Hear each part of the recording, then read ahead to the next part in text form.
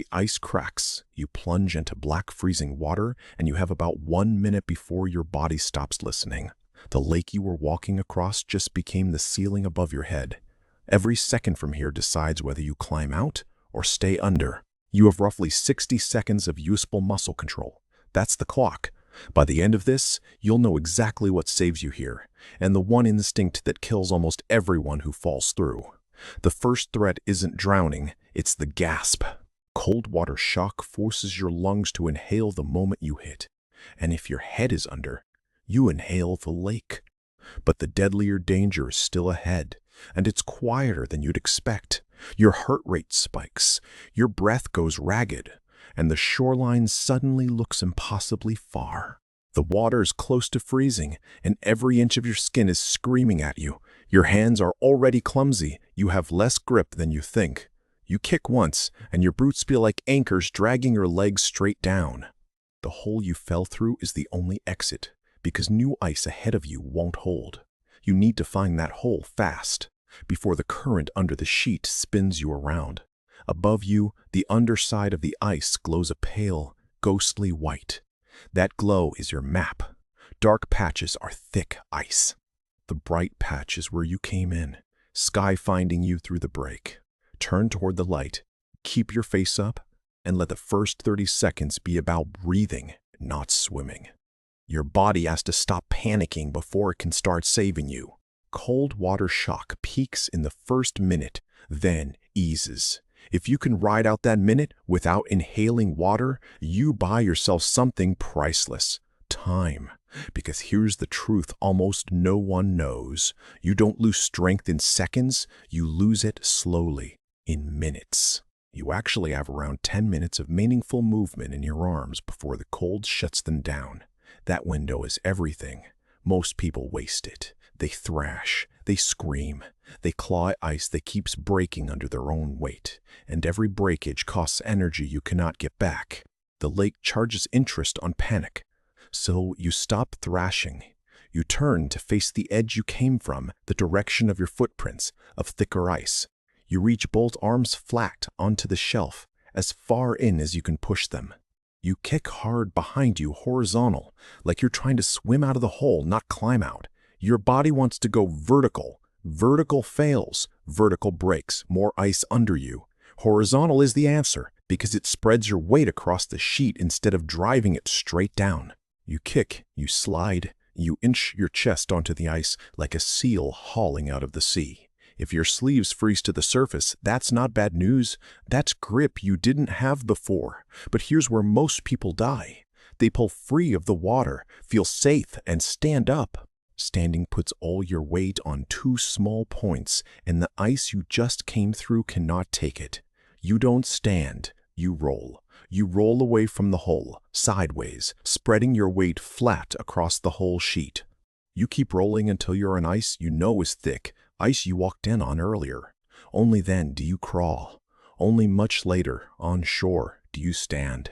Now the second killer arrives, and it doesn't feel like a killer at all. You're out. You're breathing. You feel almost warm. A strange, floating warmth. That warmth is a lie your nervous system is telling you. Your core temperature is still dropping, and it will keep dropping for up to 30 minutes after you're out of the water.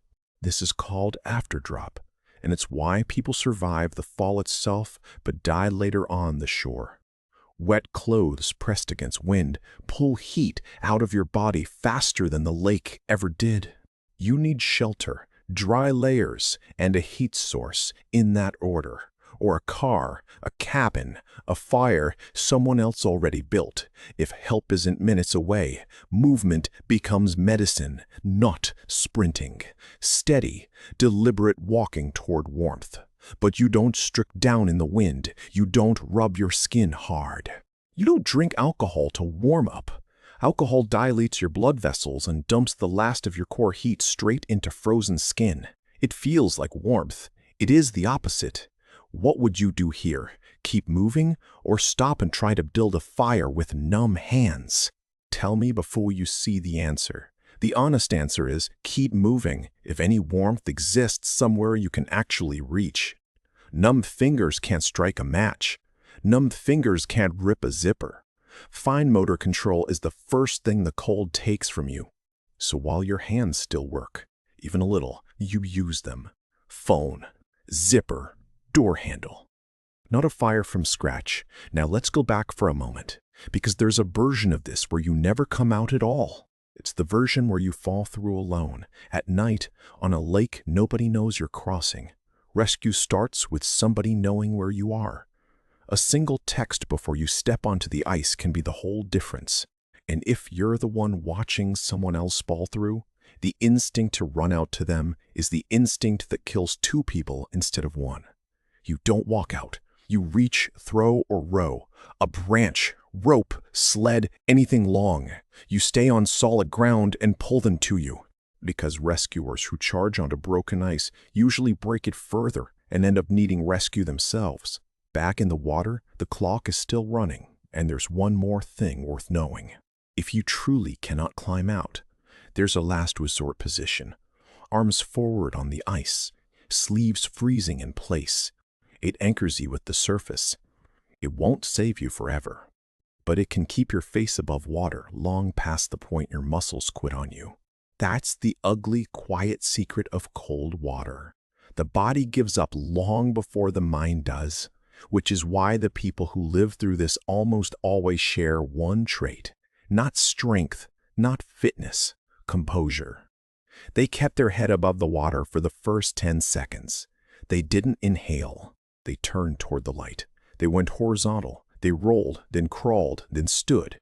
And they treated the shore like a second scenario, not a finish line. Wet, windblown, and dropping, still in the fight. The lake doesn't care how tough you are. It cares whether you panic. So, could you have done it?